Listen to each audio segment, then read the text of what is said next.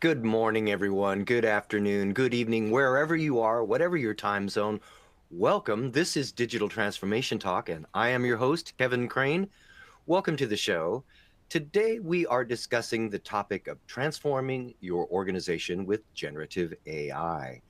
And look, this is an important topic because it seems that for the last year or so, all everyone is talking about is generative AI. According to the Harvard Business Review, Gen AI was the top business topic of 2023, and it shows no signs of slowing down. According to research done by Ernst& Young, released just last week, 2 of every 3 CEOs say that Gen AI will have an existential impact on their business. The trouble is, around 64% believe that their organization's readiness for Gen AI is either very low or moderate at best. As a result, Gen AI is a top C-suite priority. The pervasive feeling among C-suite leaders worldwide is that Gen AI can be a game changer. But how? There are a few important ways to consider that we've been covering on this show, starting with the automation of repetitive tasks. This includes tasks in areas like data entry and document processing, but perhaps the biggest impact is in the area of customer service. Just last week on this show, we discussed ways to elevate your customer engagement with AI. And if you haven't seen that episode, if you weren't with us last week, you've got to check out the show archives for that episode. Another area where Gen AI is really making an impact is on personalization and marketing. AI enables organizations to personalize customer experiences by analyzing user behavior and preferences. This AI-assisted data analysis is also important because of the operational insights it can provide, helping organizations really gain advantage and value from large data sets. Now, remember big data? Well, now using AI, we can begin to realize the promise and potential of data-driven decision-making in new and more profitable ways. There are a bunch of other aspects to consider: supply chain optimization, fraud detection and security, human resources management, predictive maintenance in manufacturing, for example, a topic that we've also covered on this show. But even beyond those sorts of hard dollar process innovations, there is a bigger picture to consider as well in areas such as healthcare innovation, for example. So there's a lot going on, and the field of AI is rapidly evolving. So the question for us becomes, how can we transform our organizations with Gen AI? That's what we'll be exploring today, identifying teams and functions where Gen AI will have the most impact, developing and implementing responsible and effective Gen AI, and ways to address the risks as well as the advantages. So all of that with a great panel of guests today. But before I introduce our guests, I do want to say that we want to hear from you too. I'd like to encourage everyone today to participate. So please join in with your comments in the chat section. And if you have a question along the way, please jump on in. I will attempt to get some of your questions into the flow of the show today. And we'll have a few minutes also at the end for your questions. All right, let's bring aboard our panel of guests today, starting with Nagendra Shukla, co-founder of Unbound. Nagendra, are you with us? Yes, I am.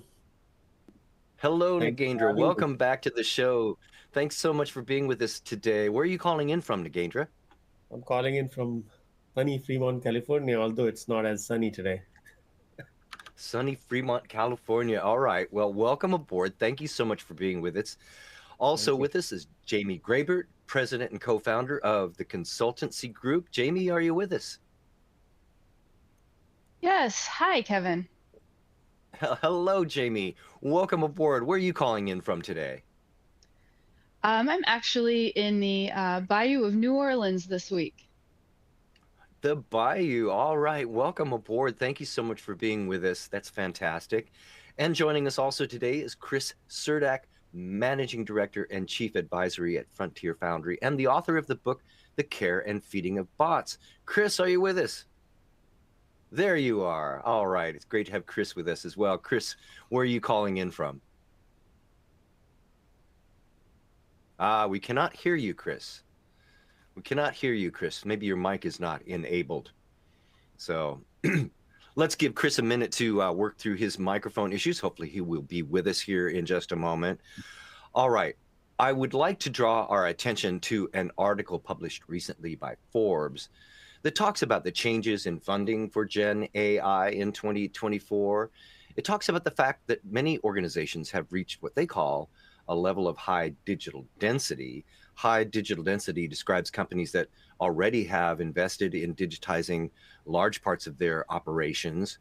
As a result, companies now really lack the same sort of appetite for large investments, and increasingly Gen AI funding decisions are the responsibility of departmental budget holders responsible for business activities.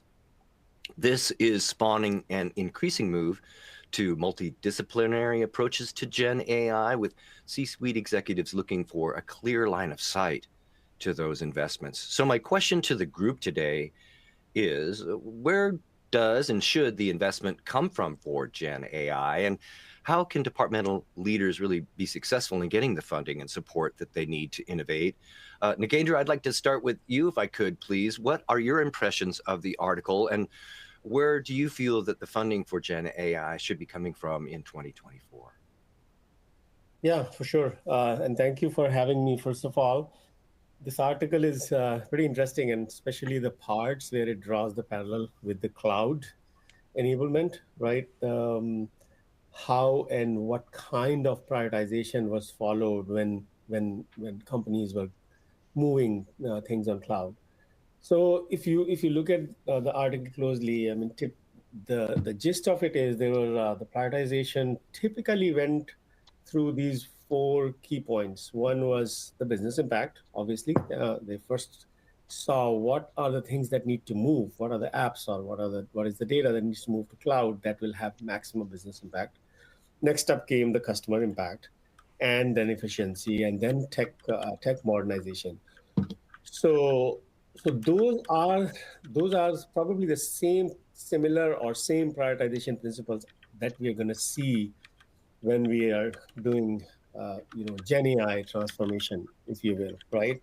And there are things that were left, and we can talk about those more. Some of those things were end of life, lack of vendor support, or significant cost towards transformation. But so we should see similar kind of trend when we see Gen AI, because think about it. Gen AI is not itself a product, right? Just like cloud, there are a lot of things that we were already doing in certain way. With Gen AI, we will do them in a different way, maybe in more efficient fashion, maybe smoother or better um, customer interaction or customer experience, and so on. Well, when it comes down to innovation, I know business process owners can often struggle to get the funding and support that they need for innovation, regardless of the tools.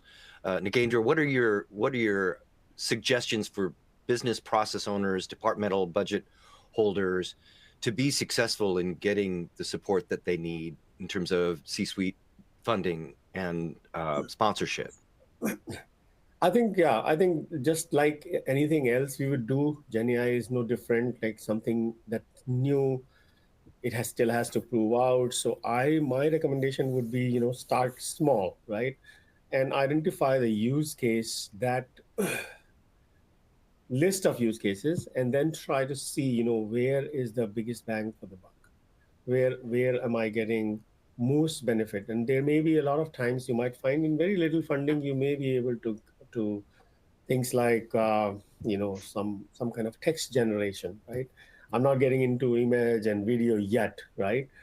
Text generation or summarization or making sense of some of the data that was never touched upon before, right? Everybody would agree that there has been a big big problem of tribal knowledge in all of enterprise, right?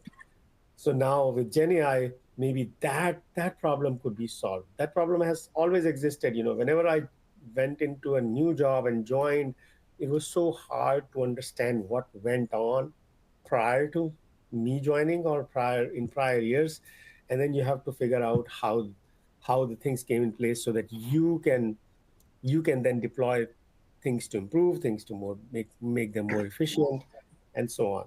So that's, I think, Okay. the would be the best way to do is start small, identify the right use case, and then prove it out. Once you prove it out, then All it right. becomes much easier to actually create funding or get funding as opposed to just slideware. All right. Well, we'll be talking a little bit more about those use cases in just a moment. But Jamie, I want to move to you if I could. What Mhm. are your impressions of this article and the funding changes in funding for Gen AI in 2024? Yeah, I agree with a lot of what Nagendra said, but I think for me, the adage "together we're better" is going to be important. While a lot of individual departments are responsible for their budgets and for implementing the tools that help them and their team do their job, I think if everyone can show together how the AI can work, I think it'll make sure that everything integrates better and operations run smoothly overall. B, I think you get to Nagendra's point again, cleaner, better data and a better understanding of the operations of sales and marketing and how everything is talking to one another. And then, as generative AI is just that, the more you engage with it, the more you use it, the more people, the more inputs that it has, with the right guidance from the right people and the understanding of it, the better the output's going to be. So, in terms of that, how that's going to work together, I think it's how the organization and the stakeholders in the organization implement it, and that it should be a joint effort, not just an individual. Well, my department's using this tool, and my department's using this tool. I think everything has to collaborate. All right, let's move on over to Chris Surdak to see if we have Chris with us. Chris, are you with us now? Can it be heard now? Is it working? We can indeed hear you. Thank you, Chris. Thank you for working through the tech issues. Chris, I want to get to our main discussion today, but really quickly, what are your impressions of the article today that we have from Forbes and the increasing desire of C-suite execs to have a clear line of sight to investments in Gen AI? Well, I would start by saying that myself, I still can't figure out browser settings after 30 years, so I'm not sure we're ready for AI. That Maybe being said, you need an AI bot to help you with that. yeah, precisely so. To me, this is very much deja vu all over again. And it's interesting, we just had Groundhog's Day, and it reminds me of the movie Groundhog's Day, because these are precisely the same conversations we had 10 years ago as it related to RPA, 3 years prior to that as related to cloud computing, and so on. So I don't think it's necessarily a new conversation. I think the thing that has changed dramatically is the pace of change, right? I mean, ChatGPT just had its 1 year anniversary, and it's taken the world by storm, and we're already moving away from that. So there's a sense of urgency and a sense of needing to move very quickly with this, but the process is still the same as we've always ever followed. So part of my caution to companies is, yes, you must embrace this technology, you must be using it, but be very cautious about overinvesting, and look to how these prior waves, particularly of automation, have sort of hit the shoreline and impacted your business, because you're going to see more of the same, just more emphatically so. All right. Hey, Chris. Well, Kevin, I'm sorry. I have a quick question please for go Chris. ahead, Jamie. Great. Yeah. What do you think about the speed? What do you think's creating this sense of urgency? Is it so many changes to the workforce? Is it the desire, for more people to work from home or have more of a hybrid schedule? What do you think all of these, the sense of urgency stems from? I think it's really easy to mix up the first, second, and third order effects of this. But there's always the shiny penny sort of aspect, particularly in IT, right? I want the latest and greatest and so forth. But there has been so much hype behind ChatGPT, and I think one of the main things that was different, particularly with OpenAI and ChatGPT, is they released it to the world on an open basis. Anybody could get into it, anybody could start using it, and it was a really compelling user interface, right? I could just ask a quick question, and it seemed to respond very easily and quickly. That was not ready for prime time, and there's lots of evidence that that's the case. But I think by kind of releasing it, the average person really didn't get that excited about Lotus Notes 35 years ago. The average person, I was putting my photos on iCloud, but I wasn't like moving my entire data centers into a cloud because I didn't have a data center. So a lot of the innovation that you saw in IT wasn't that prolific. I think the only one that would be comparable more recently would be something like TikTok, right? So by targeting consumers with OpenAI and ChatGPT, I think that's where you got that explosive growth. So it followed more the path of a TikTok or a social media platform or whatever, as opposed to Yeah. a more something like RPA. Yeah. Yeah. All And right. just I, to, I want to ask about the use cases for Gen AI because I'm still a little unclear about how Gen AI can really impact my organization. And Anna, I know we have a poll that we'd like to run right now. I'm curious, with the folks attending with us today, what departments are using Gen AI currently? In what functions is it active today? And so, Anna, if we could run that poll now, perhaps we could get some feedback from our audience today about the real world implementation of Gen AI in teams and functions today. All right. And while Anna is getting that poll up for us, let's move into that area of discussion. Really, where do we see Gen AI having the most impact? And that poll is up now, and it is telling me, so please feel free to respond to that poll. We'd like your feedback, as well as we talk about identifying the right teams and functions where Gen AI can have the most impact. Jamie, what are your thoughts on this? So my thought on all things, and this is anyone who works with me will laugh and say that's a typical answer, is it depends. Oh, It's very great. Yeah, dependent thanks. upon it's very dependent on the organization, on the goals of the organization. For example, we are primarily a communications company. So our use of AI is marketing and advertising, research and development, customer support, those things. But we put those at the top of the list as far as the departments. For our clients, a lot of it is data analysis, and through a manufacturing setting, or in some cases engineering. But one of the biggest places we see, and we talked about this yesterday, is both in HR, and how people are looking at that, and then the reputation management piece of that. Yeah, tell me So more about that, Jamie. That's a very practical place. Start. I wouldn't Mhm. think of HR necessarily as the first place that I might be impacted by Gen AI, but it starts to make sense when you start thinking about it. Tell me a little bit more about your thought process there.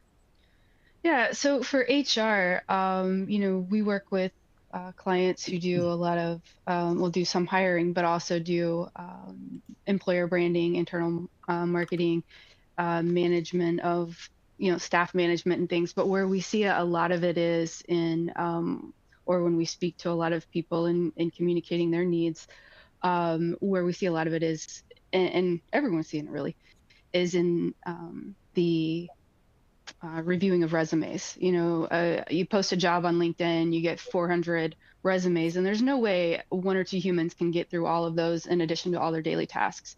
So there are tools within a lot of the HR platforms that filter out candidates based on, or filter in, whether or not they have certain criteria, meet certain criteria. That's where we see a lot of it used, or in analysis of productivity. So Okay. that's from an HR standpoint, All right. that's where we see the most. I'm interested in the generative part of it. Nagendra, where are the yeah, applications and teams and functions where the generative part of Gen AI can really move the needle in terms of organizational performance? absolutely. Yeah. And I totally agree with Jamie. The HR is one of the prime cases. And not only HR, actually, I would extend it to recruiting, which she touched upon. And the generative part to your question is functions like job description creation, right? Creating job descriptions, creating screening questions, or creating screening case studies, stuff Hmm. like that were typically done. And I can tell you, I mean, I've hired in every job in last 10-15 years. I've hired people, and one of the most one of the things that would typically take time, because it's the hiring manager who has to write the job, right? And hiring manager does not always have all the time to actually sit down and think through what kind of candidate they want to bring in and stuff like that. So this is being very helpful, and I've done myself with the Chat GPT and also with the private GPT solution that we are creating. How do we make sure that this recruiting process becomes to somewhat automated to a level where it is more manageable? Instead of 400 candidates, it's more like 20 or 25, so Mhm. that then the hiring managers or the other people who are interviewing can do more justice to each and every candidate, as opposed to just looking at the keywords and going from there. So I think Okay. that's where the generative part. And the second one I already mentioned, like the knowledge base, right? And analyzing and summarizing the knowledge base from the past. The third one is trainings. Like today we have tons of trainings in within the organization, Hmm. where people go through new hire or orientation and stuff like that. Those are the things those are the use cases that I'm starting to see clients talk about. And the project documentation. One of the things that the project documentation was very dependent on people, right? You have a great project manager, you will have great documentation. You Okay. don't have a great one, you have a good one, then you will Hmm. not have as good a documentation. So now if we have Gen AI in that process, then every time that documentation gets standardized, so we kind of create a better place where people can refer to about project, about processes, or about what actually who's working and what is being done. All right, very good. Chris, I want to ask you what your impressions are of where Gen AI can have the most impact. We've been talking about things like HR and some process some process focused applications.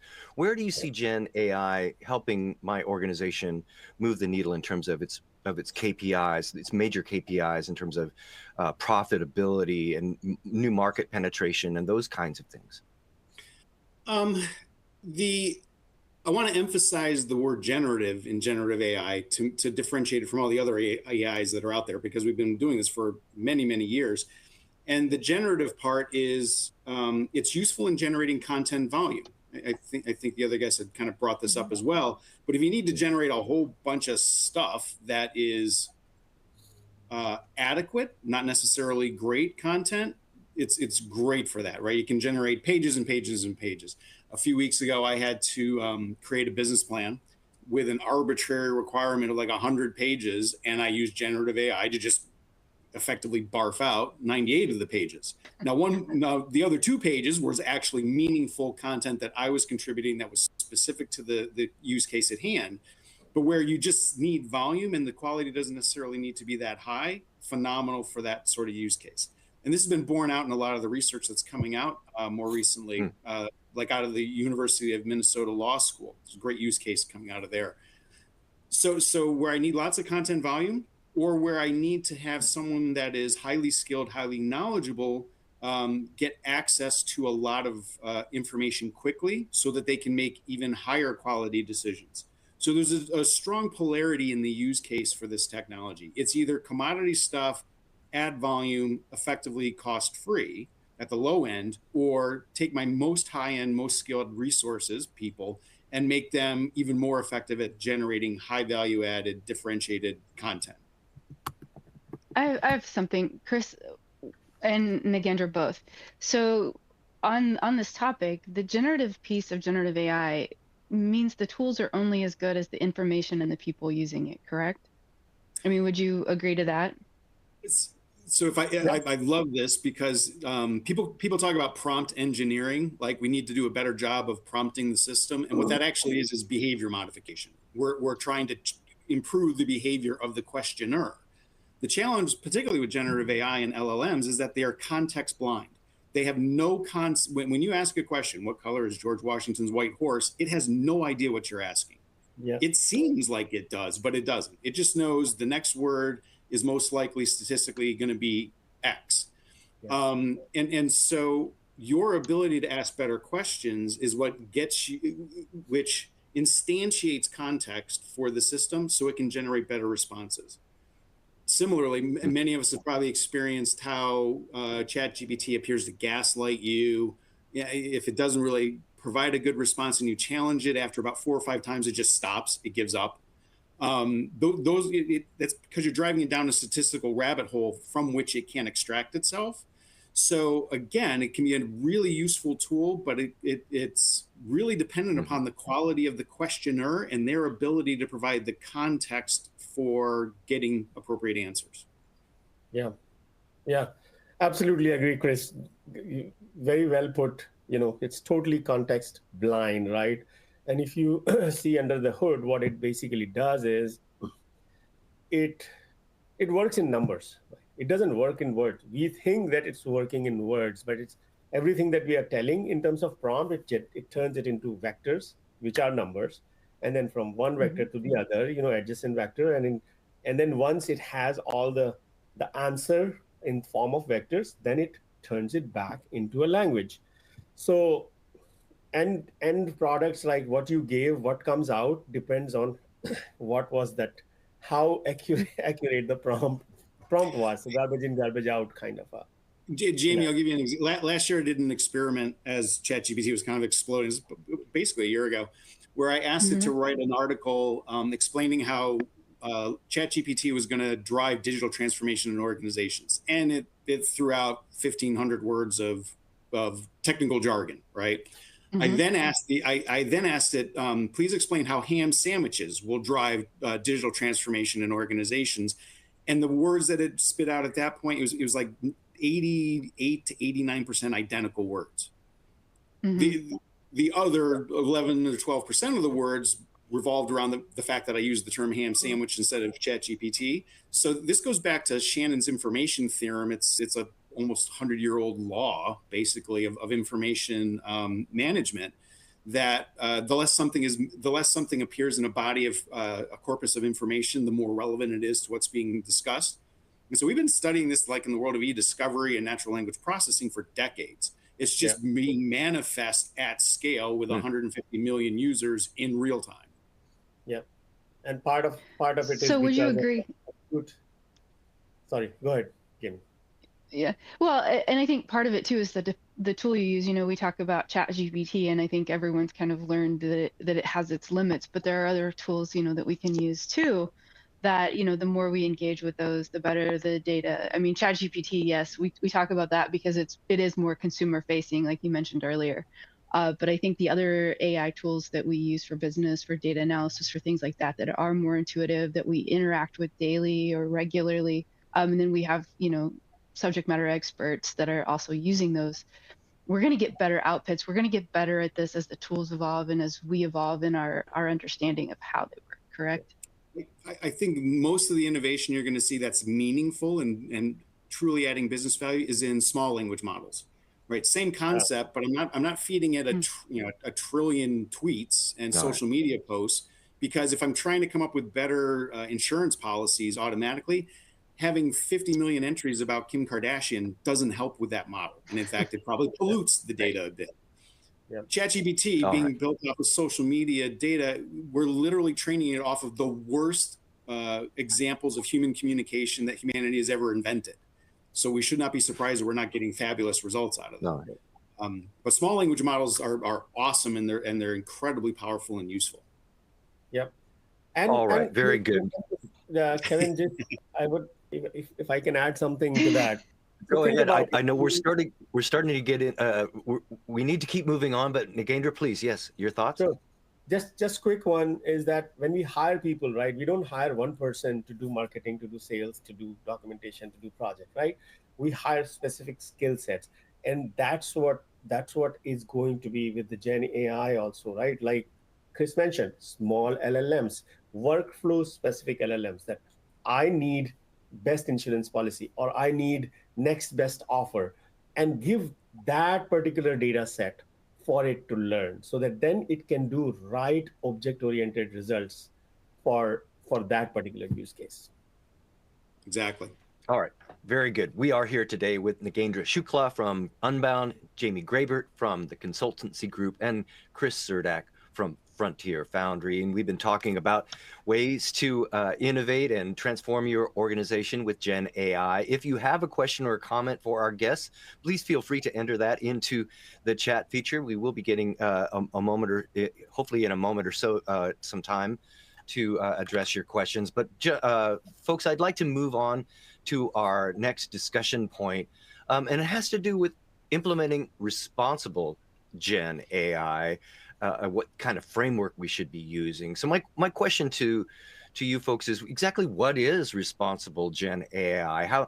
I mean, we hear a lot about that, but I'm not quite exactly sure what it is and what kinds of parts of my strategy I need to put into place to ensure that we are being responsible.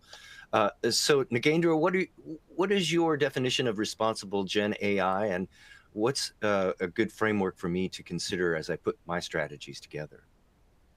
Yeah, I think the right set of guidelines, right set of prioritization. If you're talking about enterprise, I think it will be less of a problem. When we're talking about more consumer products, you saw this recent the Taylor Swift drama and all those kind of things.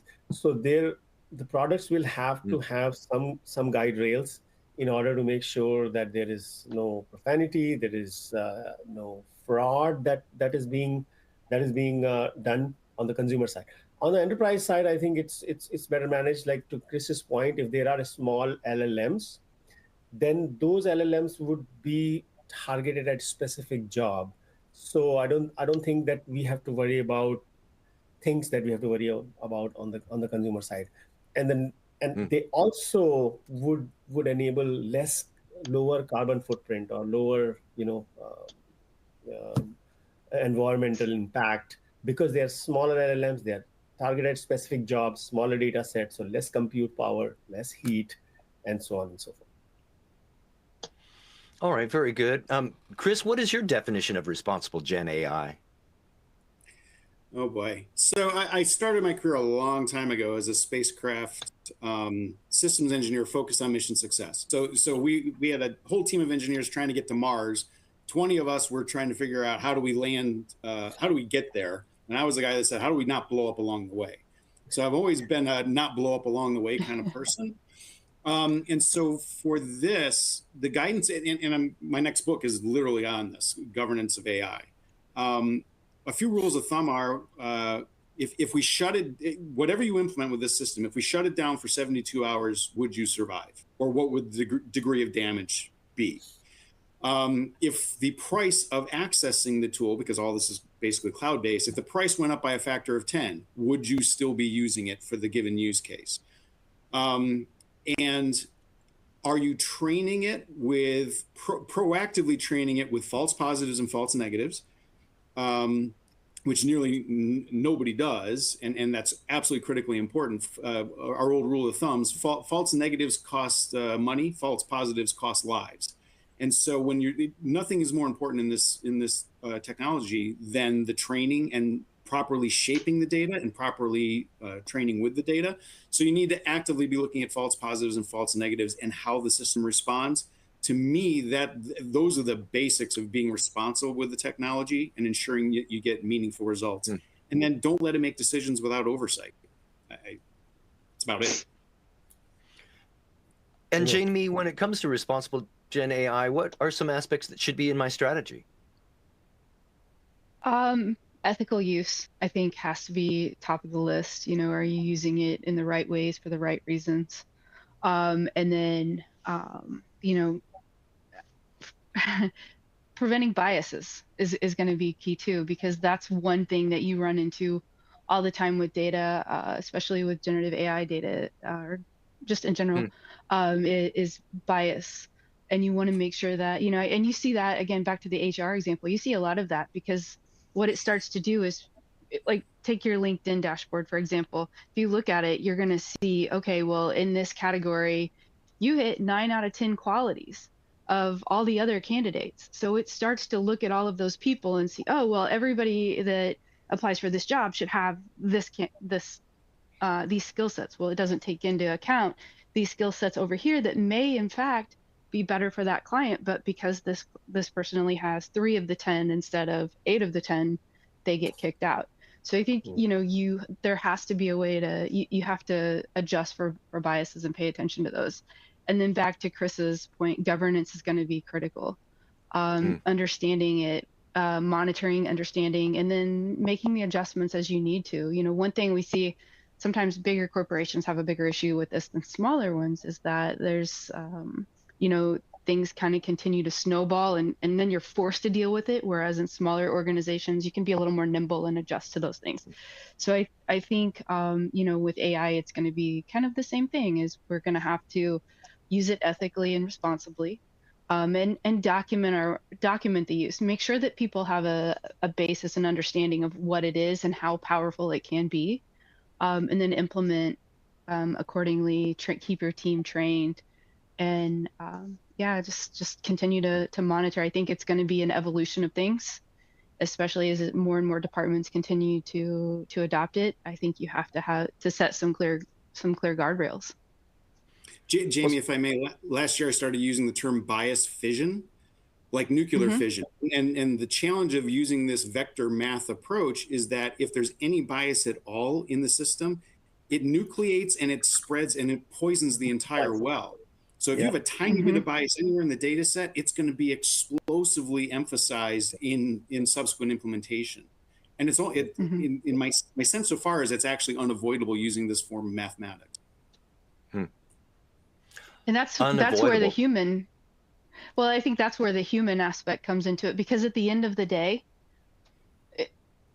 the use of AI is still a human construction, right? That humans are using to make human life or humanity better, theoretically. So, if we want to improve the human experience by using AI, we have to do a better job of monitoring it and keeping it in check. Yeah. So clearly there is a ton of opportunity, but there are a ton of risks also involved with Gen AI, and which leads us to our third discussion points today, really communicating the risks to the board and across the organization. So my question to the group is, how can change agents best engage with the C-suite regarding the risks of Gen AI? What are those big risks, and how do change agents really address those risks with the C-suite and appropriately put risk with opportunity across the organization? Chris, what are your thoughts on that? Oh, geez. You picked me first, huh? Every organization, whether they like it or not, is going to experience digital transformation. Blockbuster's version of digital transformation is called Netflix, right? They didn't make it, but they were digitally transformed. And so the answer to adopting AI can't be no thank you, because it is literally going to touch every aspect of our society. I'm convinced of that. But having a certain degree of respect for the technology and the mathematics behind it, I think, is absolutely critical. Forbes did a survey back in the fall of board members, corporate board members, and said, who thinks that they're an expert in AI? And something like 20% of board members across the board said they were experts at AI. And I'm like, you're delusional. I've been doing this for 30 plus years and I'm not an expert. Everyone's an expert in AI, Chris. I've learned that over the last year. Back to spoofing LinkedIn and trying to get your next job, right? So I think having some humility around this stuff, right? It's far more complicated. And because we're adopting it so quickly without really understanding it, the potential risks are substantially greater. So I just think some humility is in order. And what are those risks? Nagendra, what are the risks that we should be considering? Are we overlooking some big risks that we should be more concerned about? Yeah, I think some of the things that Chris alluded to before, the pace, right? The pace is what brings in the probability of mistakes or probability of oversight where you don't see the things, right? We have seen, like, again, Chris said that we have seen many different digital transformations before. We have seen mobile apps coming in, right? And started off with skepticism, then it became mobile first. Then cloud, right? Started off with skepticism, then it became cloud first.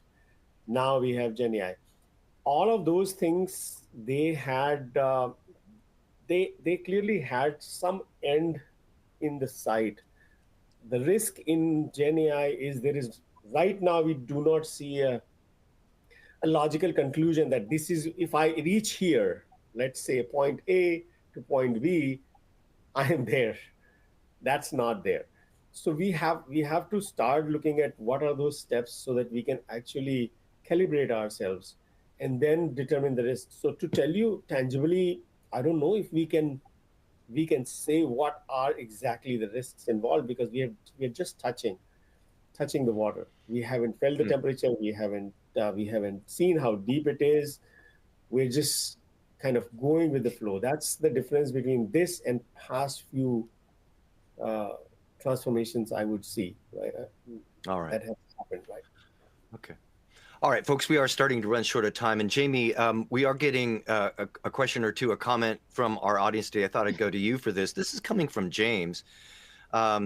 James is saying, well, look, AI is not biased. People are biased. I think that's an interesting quote. But James is asking or saying, interesting discussion in comparison of Gen AI with other technologies and the speed and level of adoption. However, this may be fundamentally flawed. The scale of impact and the speed of improvement might mean predictions will fall short of how the world will change over the coming years. And maybe that we see gradual changes and adoption, but we may see a series of seismic business shifts, not least because of how many organizations and people are in the world, but that have been inspired by how they can become more productive. So, Jamie, what are your thoughts on James's comments on the speed and level of adoption? I think time will tell. I think to Chris's point, I think there are some, definitely some industries that will see a greater adoption at a faster clip, just because that's the nature of them. I think a lot of them will be more consumer facing versus, larger businesses that have to be more mindful of those things, especially as you mentioned earlier on in healthcare. But we're humans and we're unpredictable. Let's say that to Chris's point, we have to understand the math. Predictive modeling, things like that, works if you know the math. People, we're unpredictable, and so it depends on who's in those decision-making roles and what happens in the world. We're facing a lot of really strange times right now that we haven't dealt with, both from a technological standpoint and a human standpoint. So I think, it's. Yeah. I don't know. I don't know really the answer to that, I guess, is the thing. It's gonna, I guess it goes back to, it depends. Yeah. It depends. That's your quote for the day. It depends, Jamie. It is. It is. All right. We are here today with Jamie Graybert, Chris Surdak, and Nagendra Shukla. Folks, we have reached the action item round of the program today. I'm wondering if each of you could please provide us with one quick action item that our viewers can use to take advantage of the ideas and advice today. Chris, I'd like to start with you, please. Do you have an action item for us? Yes. So whichever version of ChatGPT you want to get access to, or any of the systems out there, my challenge is something we learned in the 1980s. Ask it a question and then ask why 5 times and see what your results are. Most humans can't answer why more than about 3, and you'll get a good sense of how reliable the particular LLM or generative AI you're working with is by pushing back, asking why 5 times. If you get to 5, send me a note. It'll be fascinating to see the system being able to respond that way. But again, understanding the constraints of what you're working with. Oh, that's great advice. Really practical. All right. Very good. Thank you, Chris. Jamie, do you have an action item for us today? Yeah, I think the big thing is if you're an organization or department stakeholder, that's considering AI, identify your use cases first. That's going to be where you have to start. And to even start even a little more granularly, know your business goals and then figure out how you can use AI to help you meet those. But first, make the decision that you're going to start and identify some use cases. All right, very good. Thank you, Jamie. Nagendra, what is your action item for us today? Beautiful. I'll just tag along to what Jamie said. I have kind of created 3-step process, right? Get your feet wet, probably inside use cases only. then test and learn, where you can do some offline content, supervised content, and then indulge. I don't know in what time frame it would happen. Probably in 2024, you'll probably just see the getting your feet wet stage, right?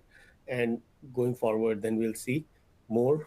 But I think those are the three things. And one thing that I want to add to what Chris said is that when you write a prompt on ChatGPT, ask ChatGPT to write a prompt for you that you want to ask ChatGPT.